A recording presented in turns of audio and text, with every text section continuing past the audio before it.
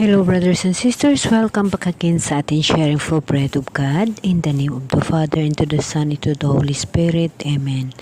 Lord, napapasalamat ako dahil ngayong oras nagkaroon ako ng panahon upang maglinay-linay sa pagbasa ng Biblia at aking naunawaan at aking ginagawa ng paraan upang ibahagi sa aking mga kapatid na kung saan dito ay maririnig nila ang aking boses na ito ay mula sa aklat ni Juan. Ito yung nakasulat dito sa Biblia na ito ay pangitainuan.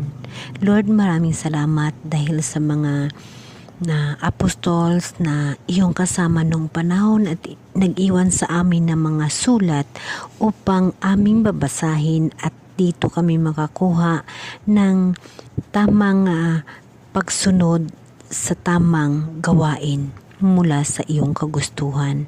Panginoon, kami ay tao lamang na makasasala at hindi namin alam ang katuturan ng aming mga ginagawa. Ngunit kami ay nagbibigay ng buong puso sa iyo upang magkaroon kami ng pag-uunawa sa mga bagay na ito, upang magkaroon kami ng paghanda sa pagsalubong sa iyong pagbabalik. Panginoon, maraming salamat sa oras na ito sa pagbigay mo sa akin ng panahon upang makabahagi ng aking nalalaman ayon sa nakasulat sa aklat ni Juan. Amen. Okay mga kapatid, ito ay nasa pahayag kay Juan. Ito ay isang aklat, babasahin natin sa panimula. Ang pahayag kay Juan ay sinulat noong kasalukuyang inuusig ang mga Kristiyano dahil sa kanilang pananalig kay Hesukristo. Bilang Panginoon, ang pangunahing layunin ng sumulat ay bigyan ng pag-asa at lakas ng loob ang kanyang mambabasa at payuhan sila na mananalig tapat kahit sa panahon ng paghihirap at pag-uusig. Ang malaking bahagi ng aklat ay binubuo ng ilang pahayag at pangitaing inilalahad bilang sagisag ng katotohanan. Naunawaan ito ng mga Kristiyano ng panahong iyon, subalit mananatiling hiwaga sa ibang manampalataya tulad ng paksa ng isang tugtugin. Ang mga paksa ng aklat na ito ay inuulit-ulit sa iba't ibang paraan sa pamagitan ng iba't ibang pangitain.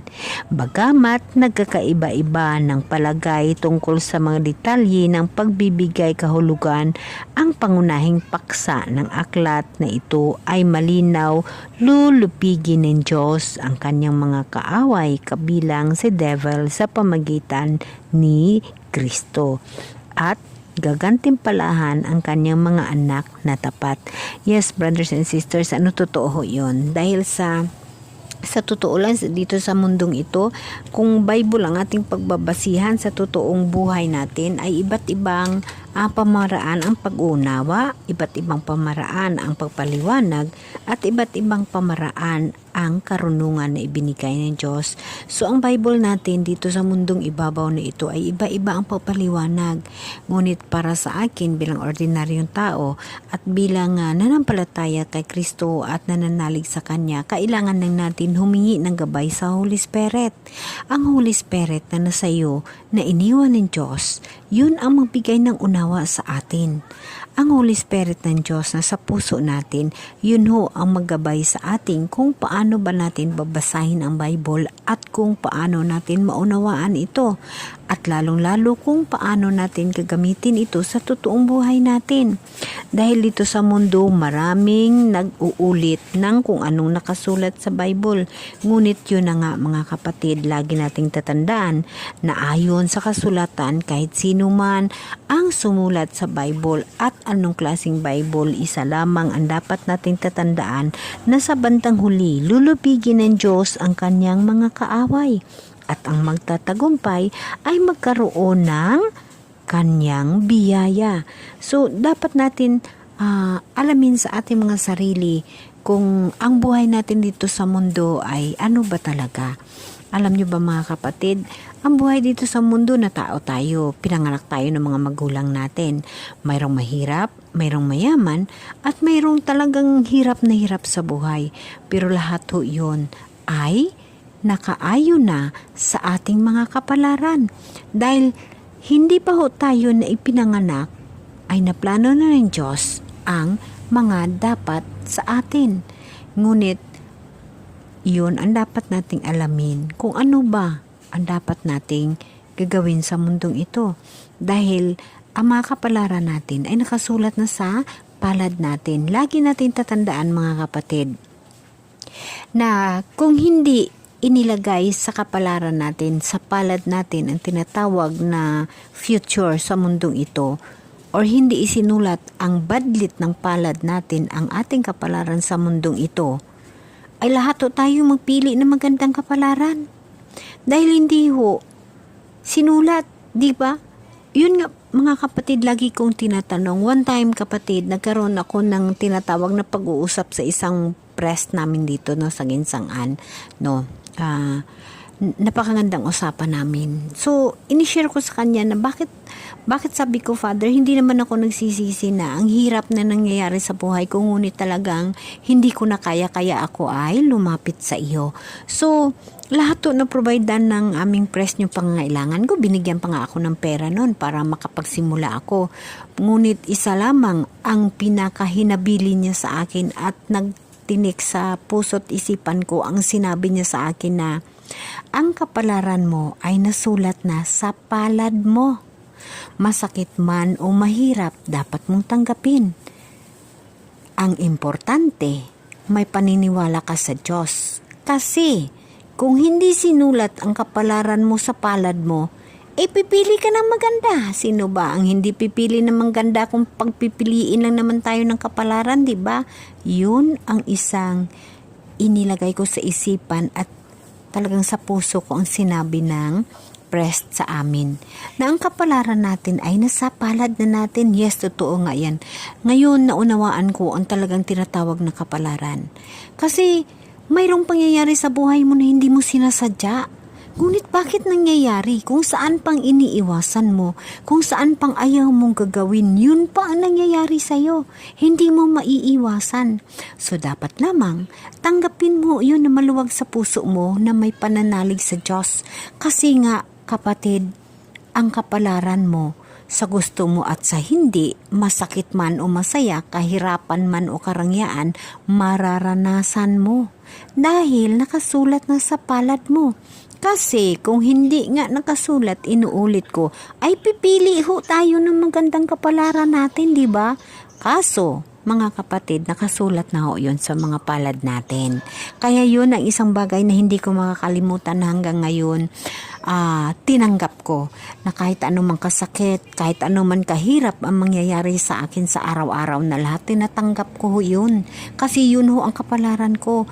Ngunit, nanampalataya at nagtitiwala ako sa Diyos. Kaya ang lahat ng kahirapan, lahat ng mga trial sa buhay, kasama ko ang Diyos na lumalaban at yun lahat ay aking napatagumpayan.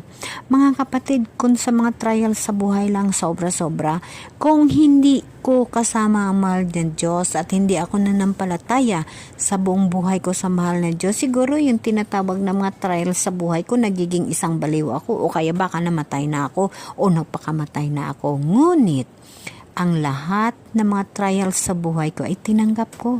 Buong buo kong tinanggap, tinatawag na kapalaran ko.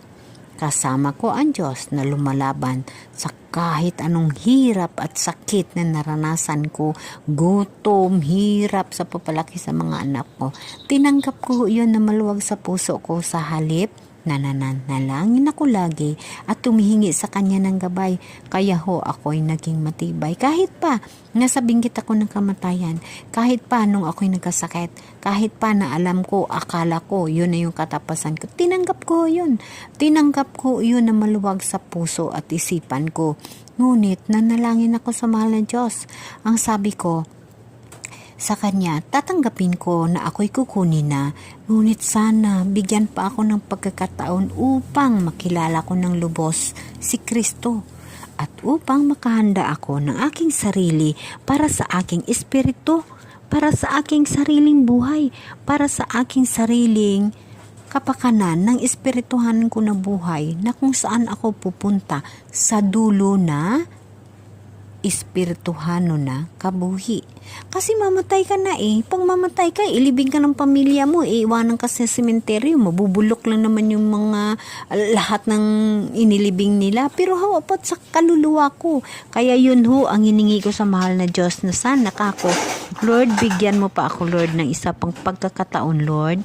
Bigyan mo pa ako upang magkaroon ako ng panahon sa paglinay-linay na alamin ang mga lahat na dapat kong gagawin upang matanggap kita ng buong buo at makasama kita sa buhay na walang hanggan. Lord, inihingi ko sa iyo na bigyan mo pa ako ng pagkakataon at yun ho mga kapatid ay aking natanggap.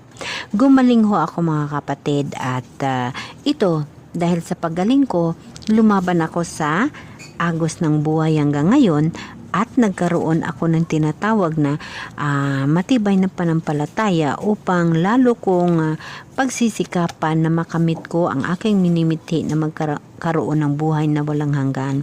Kaya nga mga kapatid, aking nababasa dito kaya nga hindi talaga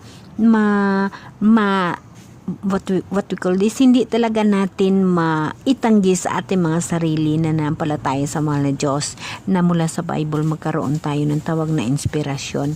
Kaya nga dito ko nabasa kaya nakangiti nga ako mga kapatid kasi nabasa ko dito yung reflection sa sarili kong pagkasakit.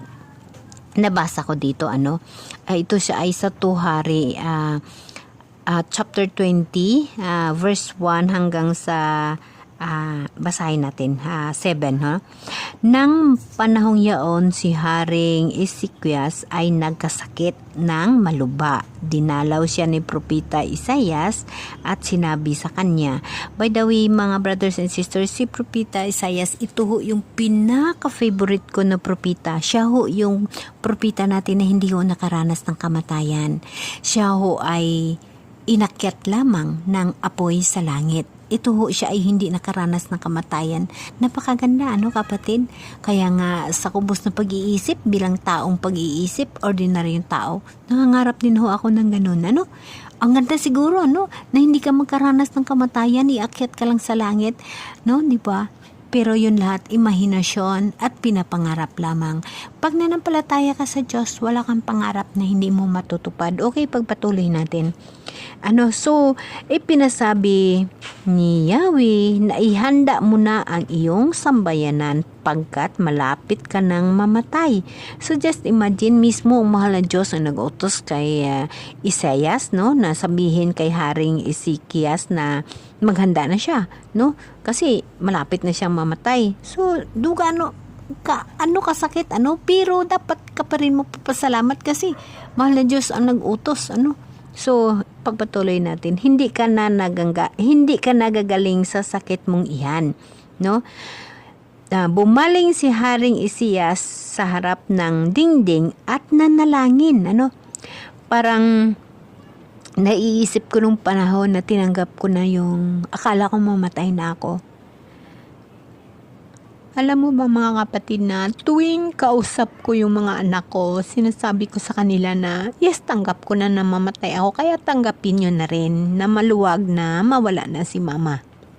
Kaya hiningi ko sa kanila noon na iuwi na ako kasi handa na nga ako mga kapatid na yung kung kukunin ako ng mahal ng Diyos, ready na ako. Pero pag makatalikod yung mga anak ko, umiyak ako kasi sabi ko, Lord, sana bigyan pa ako ng pagkakataon sa harap nila malakas ako. Pero pag makatalikod sila, umiyak ako at nanalangin na sana bigyan ako ng isa pang pagkakataon. Yung parang tinatawag, nire-reflect ko ang sarili ko sa nababasa ko ngayon. Ipagpatuloy natin mga kapatid. Sa harap ng dingding at nanalangin. Kahabagan mo ako, Yahweh, yamang ako'y namumuhay ng tapat sa iyo, buong puso kong ginawa ang lahat ng bagay ayon sa iyong kalooban. At nagpatuloy siya sa matinding kalungkutan. So, kung ba nanalangin siya, heart talks kay Jesus. So, yun na nga, sinasabi kong reflection sa sarili ko kasi yun ho ang ginawa ko. Nung ako'y nakauwi na dito sa amin sa probinsya, dahil tanggap ko na ang lahat na kahit anong oras man ako ay kukunin, tanggap na tanggap ko. So every night, pag manalangin ako, iniiyakan ko siya. Yes, tanggap ko na kako basta pagising ko, ikaw lang yung kasama ko at nasa matawhay lamang kasi nakausap ko naman yung mga anak ko. So, tanggap na nila. Sabi ko sa kanila, wag sila malungkot. So, kumbaga tanggap ko na eh. So, lagi ako nag-heart to heart talk tuwing gabi pang prayer ako sa kasalukuyan na lumalaban ako sa karamdaman ko, no? So, ipagpatuloy natin. Umalis na si Elias ngunit hindi pa gaanong nakalayo ay sinabi sa kanya ni Yahweh. Magbalik ka, sabihin mo kay Ezekias na narinig ko ang kanyang dalangin at nakita ko ang kanyang pagluluha. Kaya papagalingin ko na siya at sa ika-3 araw makapasok na siya sa templo. So ito ho mga kapatid, ang totaling sinasabi ko, nire-reflect ko sa sarili ko dahil sa pag heart to heart ko sa mahal na Diyos at hiningi ko sa Kanya, iniiyakan ko siya. Talagang iniiyakan ko mahal na Diyos. So doon nagsimula na unti-unti lahat na pangangailangan, lahat na mga bagay sa buhay ko na kailangan ko sa medication na providean. Na hindi ko akalain na yung lahat ng pangangailangan ko ay na-provide no, na parang magic, mirakulo ng mahal na Diyos. So, unti-unti akong naglakas ng loob dahil na nainom ko yung mga dapat kong inumin na ayon sa sakit ko. So, dito ko nire-reflect ang sarili ko na pag manalangin at manampalataya tayo ng buong puso sa mahal na Diyos ay kahit kamatayan ibabalik sa iyo ng Diyos. At dito ko na pagtanto ang sinasabi na hindi pagbalik sabihin mo kay Ezekias na marinig ko ang kanyang dalangin at nakita ko ang kanyang pagluluha. Kaya pagalingin ko siya sa ika-3 araw makapasok na siya sa templo. Mabubuhay pa siya ng 15 taon. Hindi lamang iyan, iligtas ko pa siya at ang lungsod na ito sa kamay ng hari ng Assyria. Ipagtanggol ko ito para sa aking kapakanan at alang-alang sa lingkod kong si David. So, inire-reflect ko yung sarili ko, kapatid, kasi kung hindi binigay muli ng mahal na Diyos ang aking buhay, edi manalo yung masamang hari, kasi siyempre hindi ko pa lubos na ibigay yung sarili ko sa mahal na Diyos. Kumbaga kulang pa yung pag-uunawa ko, kulang pa yung kaalaman ko, hindi ko pa alam kung ano ang talagang magiging kahinanatnan ng espirituhan ko na buhay. So dahil ibinigay ng mahal na Diyos ang aking buhay, kaya nakabalik ako sa tinatawag nga Temple of Community at aking nakikita ang templo na kung saan lalo kong nakikilala ang mahal na Diyos. So dapat natin tatandaan mga kapatid na kahit pa sa binggit ng kamatayan, ibabalik ng Diyos ang buhay mo pag ikaw ay nanampalataya at nagtiwala sa Kanya. Yun ang nagiging reflection sa buhay ko, na sa kabinggit ng kamatayan ko, alang-alang sa kapakanan ng Diyos, alang-alang sa kapakanan ng lingkod ni David, alang-alang sa aking kapakanan. Iyon, 'di ba? Alang-alang sa aking kapakanan. So alang-alang sa kapakanan ng Diyos na gustong-gusto kong makamit. Ibinigay ng Diyos muli ang aking buhay at nakilala ko siya at nakilala ko ang templo na kung saan sinasabi niya magbabalik ka sa templo. So, ito na ho yun mga kapatid. Napakagandang reflection sa buhay ko na hindi ko na ipagpalit kahit ano pang bagay dito sa mundo. Mawala lang ang lahat, mawala lang ang lahat sa mundong ito. Wag lang si Kristo Jesus sa buhay ko. Amen? Amen.